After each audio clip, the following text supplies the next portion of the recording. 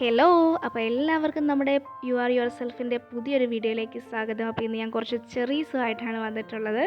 അപ്പോൾ നമ്മുടെ അവിടെ കുറച്ച് ചെറീസ് ഇത്രയും അധികം അവൈലബിൾ അല്ല, പക്ഷേ ഇവിടെയൊക്കെ ഇത് അവൈലബിൾ ആണ് കേട്ടോ.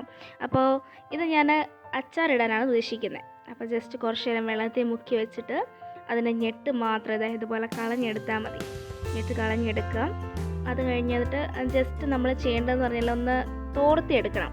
തോർത്തിയെടുക്കുകയാണെന്നുണ്ടെങ്കിൽ കുറച്ച് ഷെൽഫ് ലൈഫ് നമുക്ക് കൂടുതൽ കിട്ടും. ഒരു നല്ല തുണിയിലേക്ക് ഇട്ടിട്ട് ജസ്റ്റ് ഒന്ന് തോർത്തിയെടുക്കാം കണ്ടോ.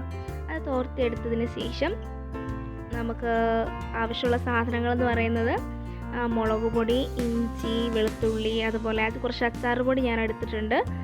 അച്ചാർ പൊടിയിൽ ആവശ്യത്തിന് ഉപ്പ് ഉണ്ടാവും, ഇല്ലാന്നുണ്ടെങ്കിൽ നിങ്ങൾക്കിത് ഇട്ട് കൊടുക്കാം. കണ്ടോ, ഇതിൻ്റെ കളറ് ഭയങ്കര വൈബ്രൻ്റ് ആണ് കേട്ടോ. നല്ല രസമില്ലേ? നമ്മുടെ ഈ ഓലോലിക്ക അല്ലെങ്കിൽ ചീമനെല്ലി എന്നൊക്കെ പറയത്തില്ലേ, അതിൻ്റെ അതേ സെയിം ഒരു കളർ കോമ്പിനേഷനാണ് ഈ സാധനത്തിൻ്റെ. ഭയങ്കര ടേസ്റ്റിയുമാണ്. അപ്പോൾ ഈ നമ്മൾ ഉപ്പ് വേണമെങ്കിൽ നമുക്ക് ആഡ് ചെയ്യാവുന്നേ ഉള്ളൂ. ഓൾറെഡി ചിലപ്പോഴാണെന്നുണ്ടെങ്കിൽ അച്ചാർ പൊടിയിൽ കാണും. പിന്നെ കറി ലീവ്സ്. അപ്പോൾ ഇത്രയും സാധനങ്ങളാണ് നമുക്ക് ആവശ്യമായിട്ടുള്ളത്. അപ്പോൾ നമ്മൾ ജസ്റ്റ് ഒന്ന് എണ്ണ ചൂടാക്കി കടുക് പൊട്ടിച്ചിട്ട് അതിലേക്ക് ഇഞ്ചിയും വെളുത്തുള്ളിയും ഒന്ന് ഇട്ട് കൊടുക്കുക. ഏകദേശം ഒരു ഗോൾഡൻ കളറൊക്കെ ആകുമ്പോഴേക്കും അതിലേക്ക് ഡയറക്റ്റായിട്ട് നമുക്ക് ഈ ചെറീസ് ആഡ് ചെയ്ത് കൊടുക്കാം. കാരണം ഈ ചെറീസിന് അധികം വേവില്ല കേട്ടോ. ഒരു 2 മിനിറ്റ്സിനുള്ളിൽ തന്നെ അത് കുക്ക്ഡ് ആവും. അപ്പോൾ ഒരു കുക്കാവും. ഓക്കെ, അപ്പോൾ നോക്കാം നമുക്ക്.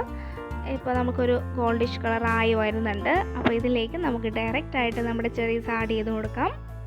ചെറീസ് ഇട്ട് കഴിയുമ്പോൾ തന്നെ ഒരു കുറച്ച് നേരം നമ്മൾ ഇളക്കുമ്പോൾ ഇത് നന്നായിട്ട് പൊട്ടിയിട്ട് അതിൻ്റെ പൾപ്പും കാര്യങ്ങളും ഒക്കെ പുറത്തേക്ക് വരും. അപ്പോൾ അത്രയും ഒരുപാട് കുക്കഡാകാൻ നിന്ന് കഴിഞ്ഞാൽ ഇത് അലുത്ത് പോവും. അപ്പം ജസ്റ്റ് അതിലേക്ക് ഇട്ടതിന് ശേഷം ഒരു 2 മിനിറ്റ്സ് മതി കേട്ടോ. 2 മിനിറ്റ്സ് ഒന്ന് ജസ്റ്റ് ഒന്ന് ഇളക്കി കൊടുക്കുക.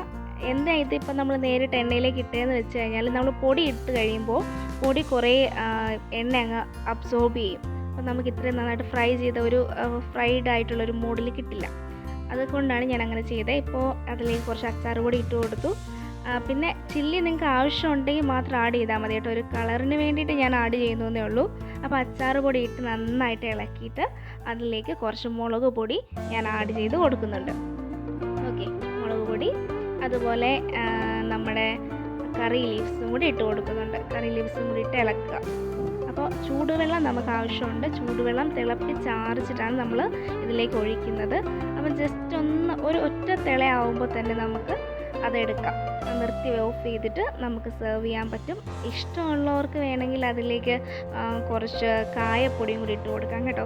പിന്നെ ഇതിന് നല്ല പുളിയാണെന്ന് ഞാൻ പറഞ്ഞില്ലേ. അപ്പോൾ പുളി കുറയ്ക്കാനായിട്ട് വേണമെങ്കിൽ 1 സ്പൂണ് പഞ്ചസാരയും കൂടെ ആഡ് ചെയ്ത് കൊടുക്കാം. ഓക്കെ, അപ്പോൾ ഞാൻ എന്തായാലും ഇപ്പോൾ ഇതിലേക്ക് തിളപ്പിച്ചാറിച്ച് വെള്ളം കൂടി ആഡ് ചെയ്തിട്ട് നിങ്ങളെ കാണിച്ചു തരാം.